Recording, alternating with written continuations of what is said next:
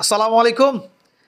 Anderson Tendulkar ট্রফির fifth test start হতে যাচ্ছে কালকে Kennington oval London.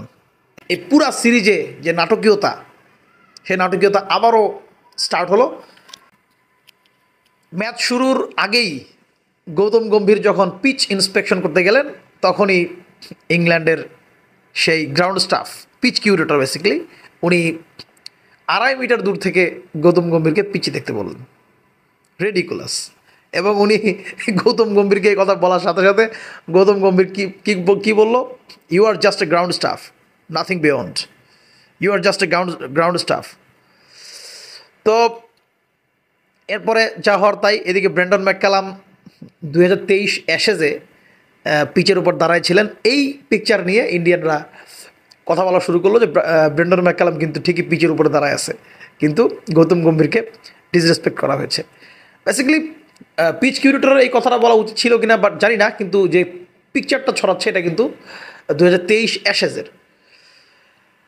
What ever, ম্যাচের আগেই একটা এক্সাইটমেন্ট শুরু হয়ে গেছে এবং most importantly Jasprit Bumrah will miss the fifth test এবং Rishabh Pant will not play the fifth test. On the other hand, ইংল্যান্ডের captain, English skipper Ben Stokes, তিনিও কিন্তু এই ম্যাচটি খেলবেন না। তো দুই দলেরই বেশ কিছু সিগনিফিকেন্ট চেঞ্জেস আছে এবং ইন্ডিয়া প্রবলি ম্যাচটা জিতবে, কারণ জসপ্রীত বুমরা খেলবে না।